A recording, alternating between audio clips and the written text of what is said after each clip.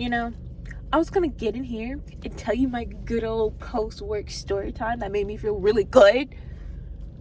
But because I spent all of the time since I walked out of the building, walked to my car, got in my car until now, I spent most of the time in my car looking for my phone mount so I could stick this to the screen and windshield, and so I could tell you my story time, because this is what I bought it for, so I could tell story times in the car when the moment strikes, instead of waiting until I get home and then I forget the story time.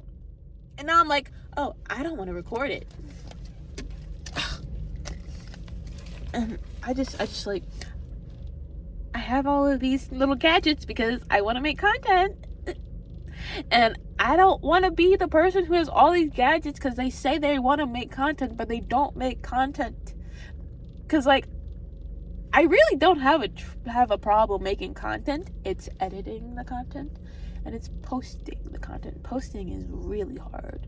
Like, it's just one click of a button, but it means everything.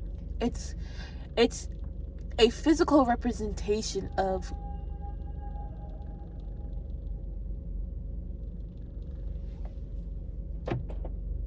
it's a physical representation of the artist releasing all control, and now this is in the other person's hands, and I have to step back and just be like,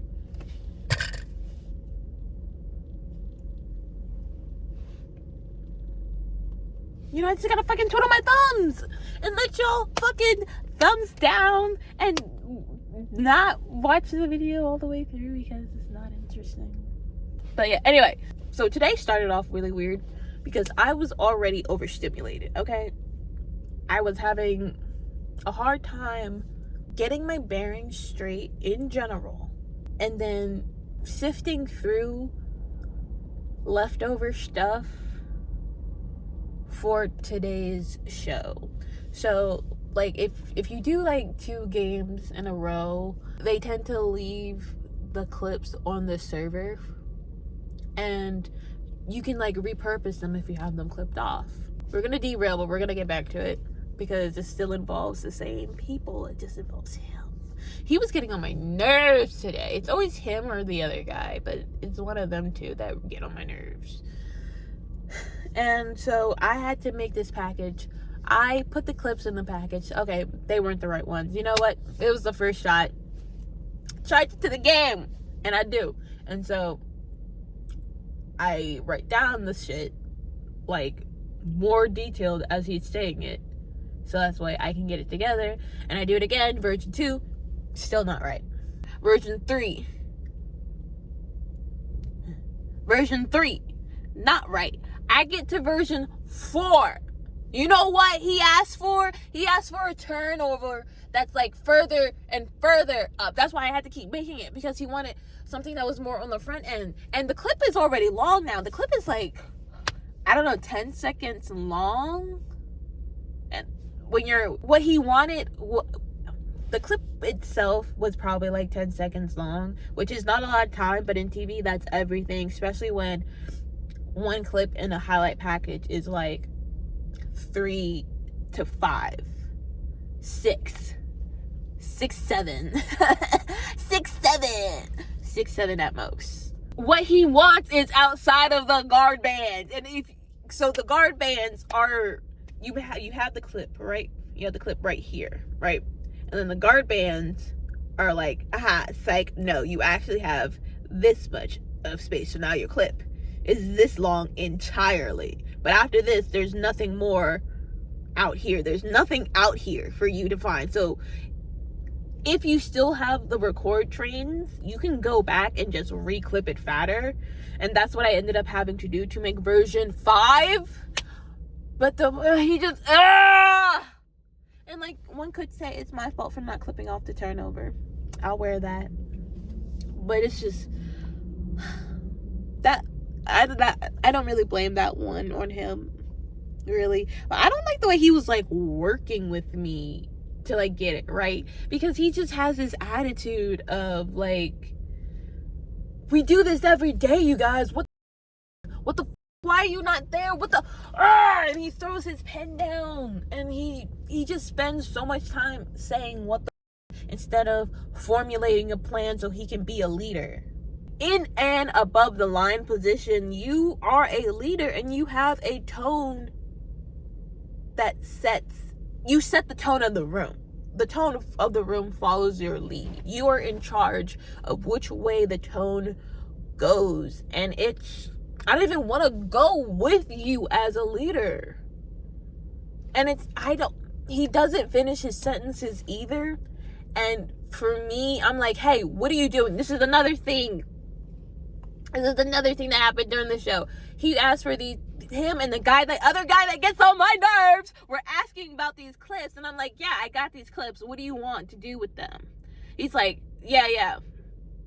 And I hit him back like, hey, what do you want to do with them? Because if you want them in a package, I can put them in a package and I can send them out. Whatever packages I make, I have to flatten and send them out to another system to play out because I have no output to play out directly from me.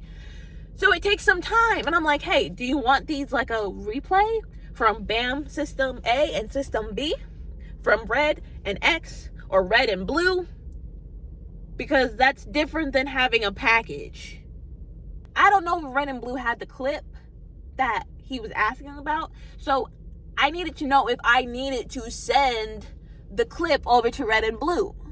I'm just asking, hey, what are you doing? Where are we going? Finish your sentences.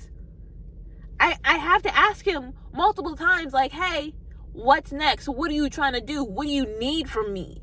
And I get so pissed off because I pride myself on producing from my position. I'm not saying I make it my whole personality, but like I try to read my producer's mind and get them the packages that I think they could want. And I think I'm pretty good at it. But sometimes there are some moments where like, damn, I forgot this. Because like yesterday, it was kind of back and forth. So this one team was taking it away. So we kind of planned for them to go to lead going into the half.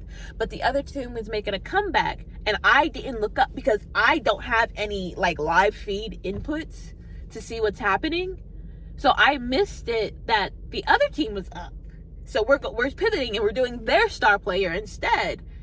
But because I forgot to look up, I didn't have that star player package ready. But another thing that could have been helpful would have been if he, as the producer, made it clear to the room that we are pivoting players. Just a statement. I would have looked up and I would have been like, oh, wait, shit, is this ready? And I would have changed my priorities. So, like, that one was on me a little bit. Because, like, I know that I have my own mistakes. I've played my own part in some of these mistakes.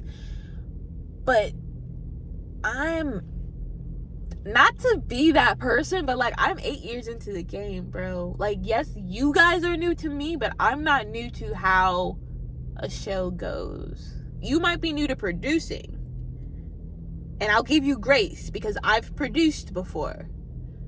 But I'm not new to replay on a Dreamcatcher specifically. I'm true to that. And I am always ready to be humbled and learn more about the Dreamcatcher. But what happened that made me kind of feel better about this at the end of the day today is the graphics operator. She like came up to me and gave me a fist pump because I basically yelled at him. The producer is getting on my nerves today. I basically yelled at him and I was like, so what happened was, I'm so bad at telling stories, but what happened was Red and Blue was like, I'm missing these clips. And then the producer overheard and he's like, what do you mean you're missing these clips? Like, we got these shots. What do you mean? What the and he just did it again. And I'm like, stop. This has nothing to do with you. Because he's literally yelling in our ear. And I'm like, we're trying to figure it out because the guy X next to me, he's like, I have these clips. So we're talking to amongst ourselves back here. And meanwhile, in our ear, he was just, what the. I'm like, stop. This has nothing to do with you. Stop. This has nothing to do with you. On headset. And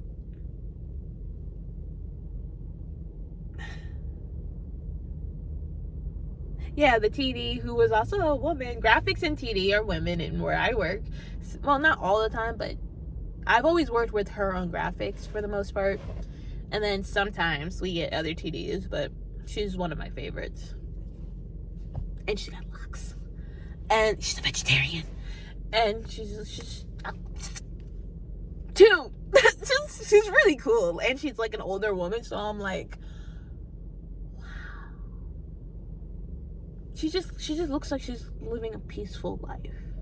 And yeah, and so they both are like, you know, that's so cool. I'm so happy that you did that, because he really was being an asshole. And I'm like, thank you. And then the other guy, he was like, yeah, I didn't know that you had that in you. It was so good to watch. And I was like, you know what? Hell yeah. And yeah, hell yeah. Yeah. That felt so good. And so because we had that conversation, everything just feels better and melts away. Because like I was really heated. Like when the game hit zeros, I was like, I had my little notes and everything. So that's how I remember to actually tell this story. But I was like, I need to ask the production manager, the hiring manager basically, is there any way for me to leave feedback for the producers, because they just bolted out the room after the show. Yeah, I was pissed off. But really, that comment, just that little conversation afterwards really just changed, it just changed my whole perspective. Not really, but it lifted my mood. That's it. That whole post-show conversation with the girls and that one guy really lifted my mood, and I feel like I'm in a positive place to drive home. So yeah, thanks for listening to me tell this story time and basically rant about my day at work, and I will see you guys in another video.